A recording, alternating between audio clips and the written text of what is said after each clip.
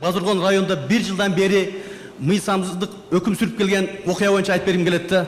Эмнеге дегенде өзүңүз жакшы билсеңиз керек, 2015-жылдын 13-ноябрында Базаргон госрегистрдин жетекчиси өз кабинетинде 4 жолу мага бет аткан. Адам бир ок менен өлөт. А мен 4 ок менен өлбөй, 5 десе дагы тирүү калдым. Мен аткан ошол камкор мына бүгүн залда отурат. Базаргон айыл өкмөтүнүн башчысы болуп 1 жылдан бери иштеп атат. Базаргон элин билесиз, мына 2010-жылда бизде кандай ушул окуялар болду. Адамдардын азыр жараланган жүрөгү дагы сакай элек. Биздин ушу Базаргон элин ушу шылдыңдап, ушул 38 миң калкты башкартып bir камкорду алып келип коюшту, айыл өкмөт кылып. Биздин жазбаган жерибиз, барбаган жерибиз калбады. Гезит беттерине жаздык, урматтуу Шормой Шарипович. Бирок бир да жерден реакция болбоду. Мына бүгүн атайын мен сизге өзүңүзгө жеке колуңузга тапшырайын деп арыздарды алып келдим.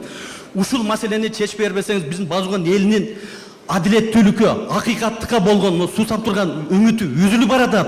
Эмне үчүн дейт? Биз эмне өлкө, криминалдык өлкөбү? Бизди ушу биздин кагазыңызды берсеңиз, кагаз. Биздин күнүбүз ушул адам өлтүрүүгө аракет кылган камкордун калдыбы? Базаргонго ушу татыктуу айыл өкмөт башчысы жокпу? Базаргон эли айта албай атат. Мына өткөндө Базаргонго 3 депутат, жогорку кеңеш депутаты келдилер. Бир дагы Базаргон айыл өкмөтүнүн депутаттары жыйынга келе албады ушул камкордон коркуп. Айта албады.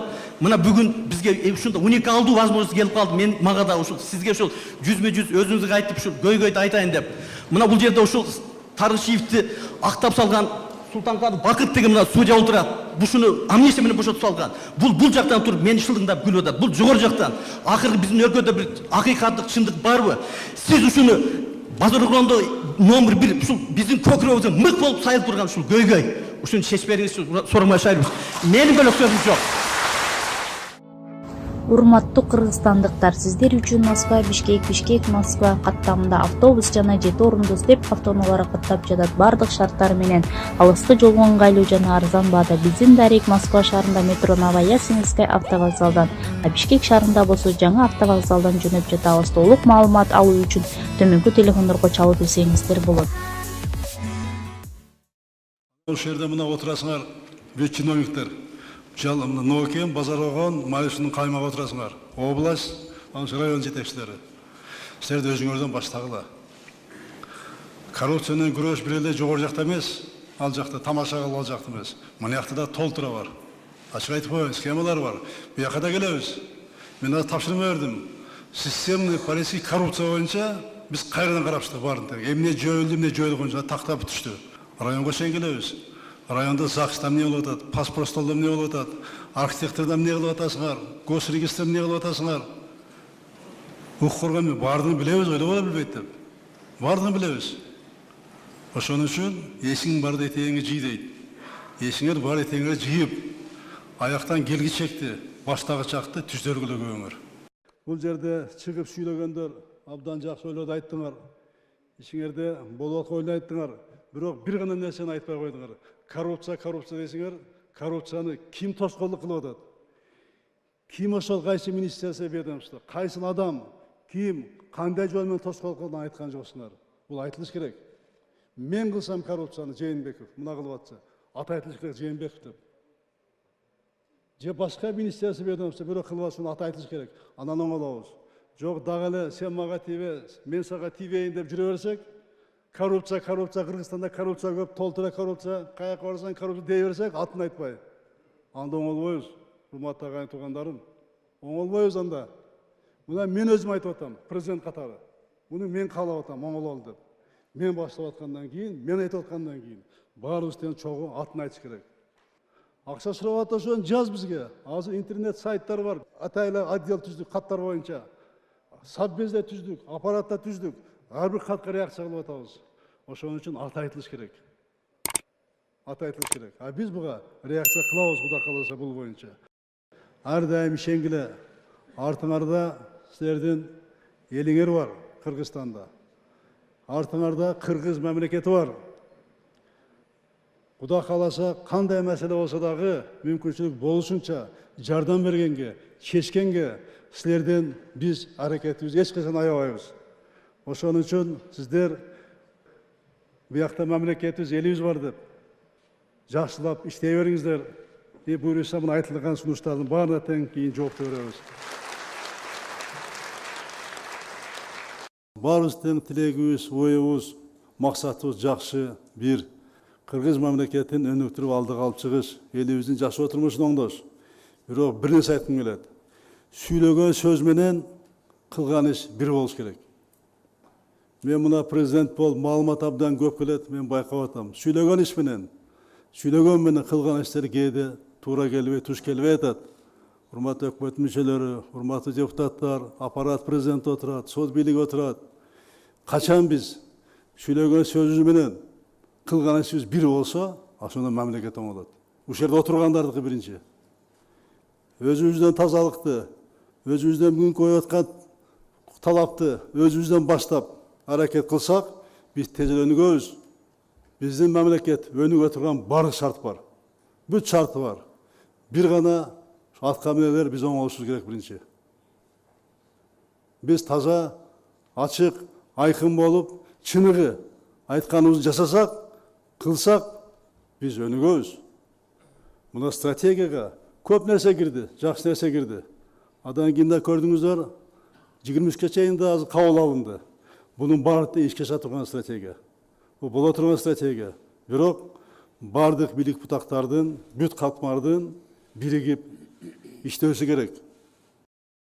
Эмне үчүн азыр мына көп жерлерден кетип атышат, шаарларга кетип атат, сырткы миграция кетип атат.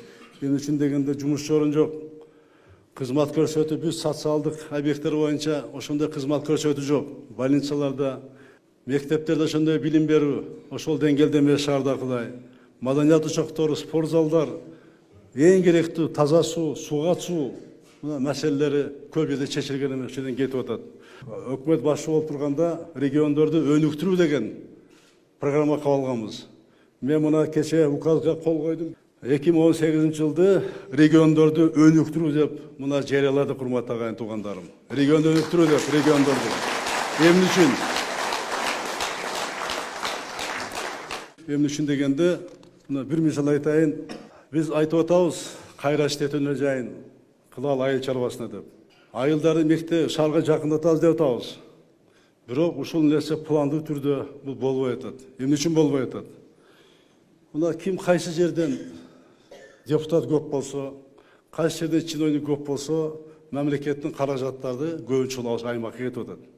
Мына мен кыдырып көрдүм, кээ бир райондордо депутат жок болсо, чиновник жок болсо, а райондордо керек болсо медициналык кызмат көрсөтүү больницалардагы ол айылдын деңгээлинде калып кеткен. Айрыкча биз кайра иштетүү, өнөр жай, чакан жана орто бизнес өнүктүрүү боюнча маселеге келгенде ошол кредиттер, гранттар, сырттан келген донорлордун келип аткан каражаттар алардагы пландуу түрдө бөлүнбөй ошондой кетип атат. Ошон үчүн каражат тең бөлүнбөгөн үчүн мына кээ бир региондор артта калып атат. Таза суу боюнча программа кабыл алды. Ирригация боюнча, ипотека боюнча, андан сырткары больницалар кызмат көрсөтүү боюнча, мектеп боюнча, спорт зал боюнча, жол салуу боюнча, кээ бир районда 10 километр салынып атат, кээ бир районда 1 километр, кээ бир районда жок болуп атат. Айрыкча кайра иштетүү өнөр жайга бөлүнүп аткан льготный кредиттер, келип аткан кредиттер, российский, кыргызский фондтуку мына бюджеттен 6%-дан бере баштады кредиттерди. Мына былтыр биз көтөрдүк, быйыл да көтөрүп атат азыр. Ал кредиттерди чакан жана орто бизнеске буйруса, алып келебиз кредиттерди. Ошол каражаттар жылда 5 жылга кайерге эмне салынат, ошонун баардыгын указ менен иштеп чыгыш керек. Ошол каражаттар күчтүүсү, жакыны алы жеткен тартып кетпестен пландуу түрдө ошол каражаттар бөлүнүп, кайра иштетүү өнөр жайлар, больницалар, мектептер, жолдор бардыгы тең план түрдө курулуш керек. Региондор бардыгы тегиз өнүгүш керек. Мен ачык болушум керек. Мен эмне кылып атканымы, каякта жүргөнүмү, ким менен мамиле кылам, буну элдин баардыгы билиш керек. Анан тазалык болот. Мына кландык башка үй орнотуп атып жазып атышат, ата-эне жазып атышат. Жок нерсени. Бул аны чечип атат маселени деп атышат. Менде туугандар, ал бир тууганым же жардамчы чечпейт маселени. Мен өзүм чечем баарын.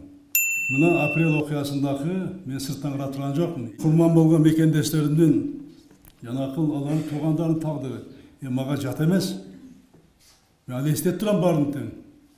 Бұл мага жөнөкөй сөз эмес. Мен ичинен жүргөн адам катары. Революция чогуу жүргөн адам катары. Ошо өлгөн балдардын ата-энеси менен жолугуп жүргөн балдар катары, адам катары. Ошонун боюна барып Куран окуп жүргөн адам катары мен эч качан буга жол бербейм. Үйгө башка эч качан жол бербейм. Буга эч качан. Болбойт да үй бүлөкөрдү башкаруу. Болбойт да жол бербейм. Буйруса ошонун баардыгы мурунку бийликти көрүп туруп кантип мен ошол үй бүлөкөрдүк режимге каршы чыккан, эң башында турган адам катары кантип мен буга жол берейин? Буга эч качан жол берилбейт. Бербейм дагы. Менин максатым ушо келгенден кийин мен дагы айтам огандар. Бул бийлик мага элге, журтка кызмат кылуу.